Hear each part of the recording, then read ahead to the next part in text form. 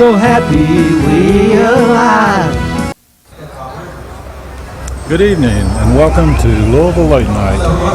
Today we're celebrating Earth Day in lovely San Francisco Presida Park. We have just been getting ready for Woody Harrelson, who will be speaking, and Bob Weir from the Grateful Dead. And we got a couple of Red Hot Chili Peppers here, Flea, and just a bunch of wonderful people.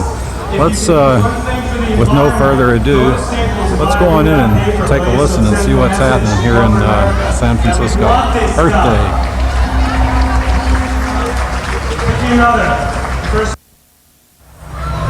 I feel like I just want to hang with you guys for a little bit.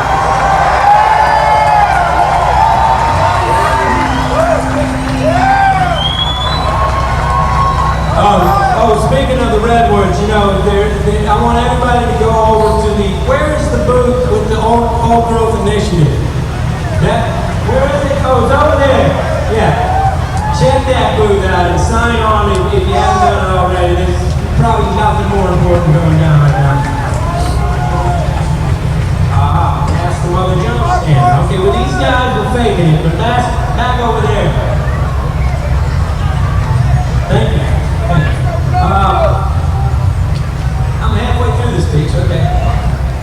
So, the point I was making before I got to the stage track was there are all these industries that I think are most responsible for the destruction of Mother Earth, and they are pretty obvious: the timber industry, nuclear industry, mining industries, particularly the petroleum industry.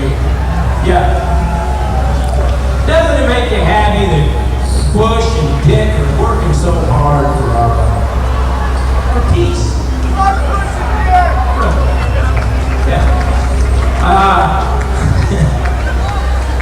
Fossil fuels. But anyway, all these industries I like to call the beast. So the question is, what are you doing in your life to support the beast? Because let's face it, the beast destroying Mother Earth is also taking its sustenance from whoever contributes money to the beast. And so, my big thing is, okay, that's good. That's good emphasis. The siren right on the mark of the beast, right there. There it is. And if you want to bring down the beast, you got to stop supporting the beast. And then when I'm talking in your life, you can take a look. I mean, Tide, McDonald's, Texas. Good man. You know, in fact, they had this poll not too long ago, and they asked people, actually they were asking high school students, I think, what was the best invention of your lifetime? And the guy said skateboard, which, you know, is pretty good. And then the girls said cell phones. I don't know. Right now, one of the #1 calls is cigarette, secondhand cigarette. 10 years from now, cell phone, secondhand cell phone. But I'm not sure how good an invention that was, but my favorite invention of the past decade, at least, is this. Non-wood paper, right here. If you're buying non-wood post-consumer waste paper, you are not supporting the beast. In fact, you're supporting the butterfly, because that's transformation. And another one of my favorite inventions is this right here, biofuel. See that bus over there, we drove up here yesterday from Los Angeles. Probably the longest route you could possibly take, but anyway, it made it, and it made it all on this, on biofuel. And there is the Missouri Normal biofuel car over there too that you might want to check out.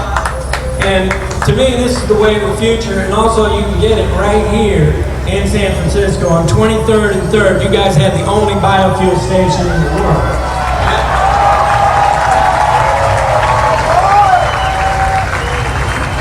Goes to show how involved you guys are here. Fellow revolutionaries. So, I don't know about that, I'm not sure about that pay cut, but,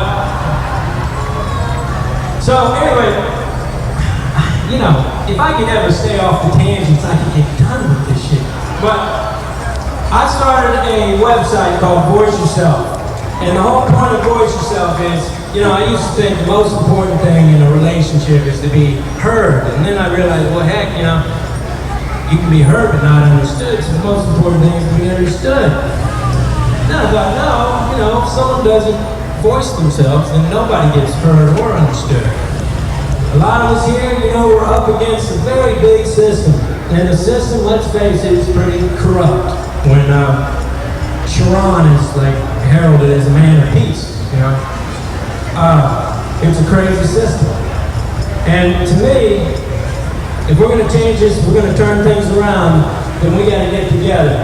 And the point of Voice Yourself, it's like a hub that you can tune into, and we're going to try to connect other like-minded people together, and we're going to raise our voices into a chorus, and we're going to do something about this madness. I just got back from Italy, as Dave mentioned, and one of the days there we had to take a train somewhere, so we go down to the train station, but we find out, in fact, that they're on strike. In fact, all the workers are on strike. They were on strike because the government was trying to take away certain benefits to workers, and 2 million people hit the streets in Italy. 2 million people. And I thought, can you imagine if we could do that? You know, we can, you know, that's what I say about the website. We all talk together, you know, and then we decide, okay, we're not doing our work anymore. But the point I was going to make is that I come here and I find out that yesterday 20,000 people hit the streets.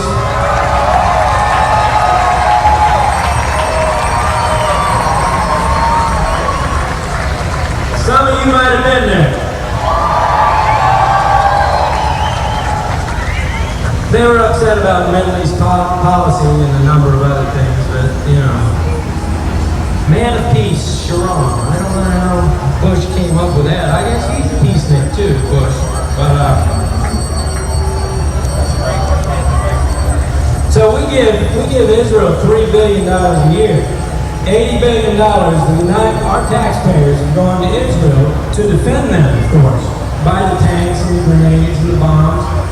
And that's a lot of defense right there. Anyway, I want to thank you all for being here.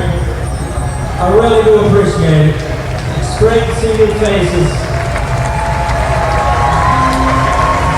And I'm the first to admit that I thought about, you know, not coming back because I was having such a good time here, but I'm very happy I came. You guys are awesome.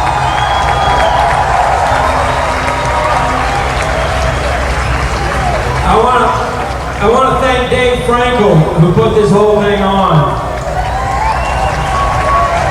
He's the guy who came up and introduced me. One of the most awesome guys in the world. I call him Jesus, and I think he deserves it.